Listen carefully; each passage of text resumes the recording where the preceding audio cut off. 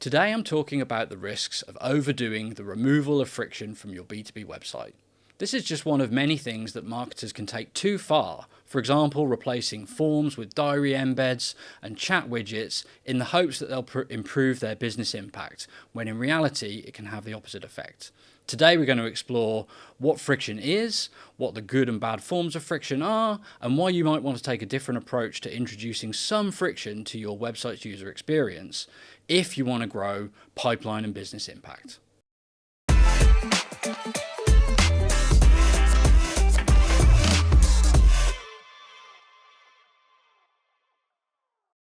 In website terms, friction is anything that makes it harder for your buyer to achieve their aims for being on your website and for you to achieve the outcomes that you want from their visits. So in the majority of B2B cases, that's going to be a buyer coming to your website and being able to easily learn about and understand your offering. And in terms of a marketer's goals, it's going to be for the buyer to convert and express their interest or their intent in that solution. Removing friction from the buyer experience is good advice, because anything that you can do to make it more intuitive and easy for a buyer to explore and discover the content that's on your site will make it easier for them to understand your offering, and anything that you can do to make it easier to enter your pipeline will improve the conversion rate that you see and the opportunities that you can generate. But like all good advice, marketers have a tendency to take things too far at times and can take steps to remove friction that go beyond making it easier for a buyer to complete their objective and actually can harm the overall business impact that the website has. This podcast is brought to you by Blend, the HubSpot website agency. Your website is your most valuable marketing asset, and so it's crucial that you get it right. We're the specialist HubSpot website agency helping businesses create effective, scalable websites that drive real results. See examples of our work and the impact we've delivered for businesses just like yours at blendb2b.com. Removing friction by making your user experience more familiar, intuitive, and easy to understand, making navigation simpler, easier to operate, and easier to digest, presenting content in a logical order, a logical format that's familiar and consistent with buyers' experiences on other websites, are all good things to do in the pursuit of improved website performance. But removing friction can go too far, and when marketers become obsessed with the removal of friction from their website user experience, they can end up harming their own results. And it's rooted in the mindset and the measurement that marketers are using to inform their approach to their website. Yet again, we see that when marketing is measured in isolation around impressions, visits, clicks, times on pages, bounce rate, and not in terms of pipeline, marketers can get distracted from the goal and optimize around the wrong things. Some common examples of how we see this taking shape are marketers will look at their bottom of the funnel conversion page and say, well, if I remove this form and I replace it with a diary embed where a visitor can book time in the diary of a sales rep directly, then I'm making it easier for them to enter our pipeline. I'm reducing friction from the process.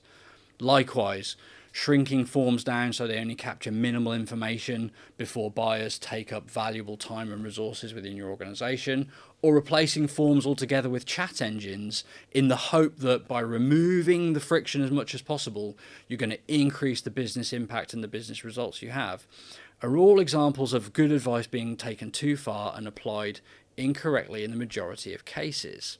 Some positive friction, where buyers are required to put in a degree of effort, overcome some small obstacles in order to become an opportunity in your pipeline, take time in your people's diaries, consume your resources, in many cases is a good thing for B2B websites to require. Anything that can potentially increase the quantity of conversions at the bottom of your funnel, for example, allowing people to book time in diaries directly, use chat rather than fill in form fields, and not educate themselves on your offering before they do so, will more likely negatively impact quality before it impacts quantity positively. And that decrease in quality has significant consequences when you look at the quality of opportunities that are generated, the win rate, the value, the time to close, and all the things that actually matter when it comes to pipeline and revenue generation.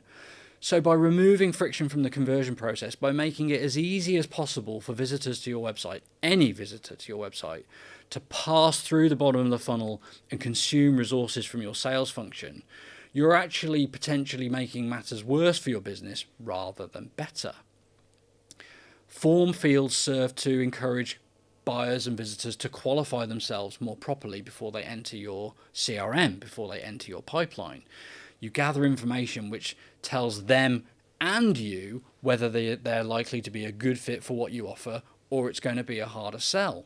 Process and structure around the conversion process creates an expectation that there will be a systematic and a professional process of handling their inquiry, whereas a free-flowing, free-form conversion process where they can say anything and they can get time with anybody doesn't necessarily build an expectation that it's going to be a professional process that's well run and deserves proper time, consideration and merit.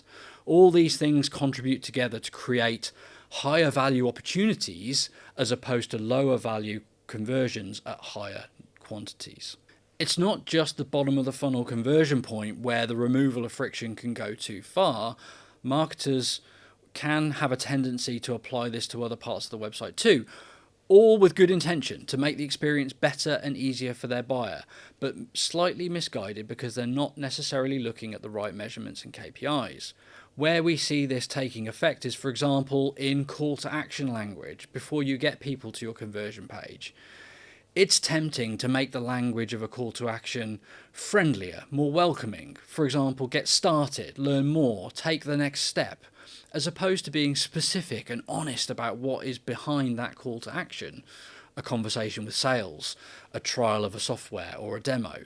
Buyers actually appreciate the honesty and the specificity around those calls to action, and they result in increased click-through rates and conversion rates, unlike the softer, more welcoming language that represents lower friction in the mind of marketers, such as get started. As I've already mentioned, this is an issue where marketers have the right intentions but the wrong measurements. If they're measuring their success and their impact in terms of the quality of the pipeline they generate, the ability of the sales team to close it, the win rates on the opportunities created, then it helps to inform a different approach to the removal of friction from the website that's focused on the right outcomes. Reducing the quality of conversions by reducing friction to the bare minimum isn't necessarily a good thing for your sales team or for your business. Having an element of strategic or positive friction in that buyer journey can help to ensure that while you maximize quantity of conversions, you also maintain the quality levels. Anything that's too easy can have the effect of reducing the perceived value around it. Serious buyers expect to go to some effort in order to identify the best solutions for them and in order to obtain the time and the resources of viable providers of the solutions to their problems. Make it too easy and you undermine the value of your offering. Whereas if you put a little bit of positive friction into that process, you ensure that buyers feel like they're being valued when they convert and take up your time, and that they are putting in enough effort to make it worth their while too. Things that are free are often seen as being low value, whereas things that cost a higher amount are perceived as higher value, a simple psychological process from B2C markets, some of which applies here too. Zero effort required to convert, low value applied to the solution. Put some effort in, you're more likely to think the solution is higher value. So marketers need to find the right balance. Friction does need to be removed from the website user experience to make it intuitive, familiar, and easy for buyers to do what they want to do.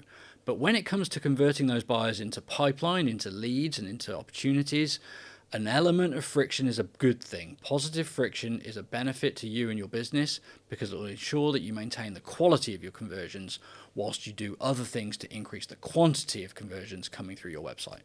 If you want to reintroduce some positive friction into your website, having gone to the extent of removing forms in favor of chat widgets or diary embeds, the solution is relatively simple.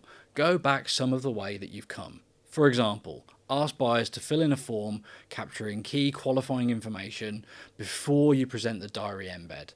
That way, you're creating the structured process that you both benefit from, but making it easy for your buyer to achieve their goals and aims too. Balance is the key. Look at your website's lead generation function and how it contributes to pipeline generation and closed won revenue. What are the value of the deals created? What are the win rates? How effective are sales at following up with the types of leads that you generate? And use those insights to inform your approach to website optimization, not marketing measurements in isolation.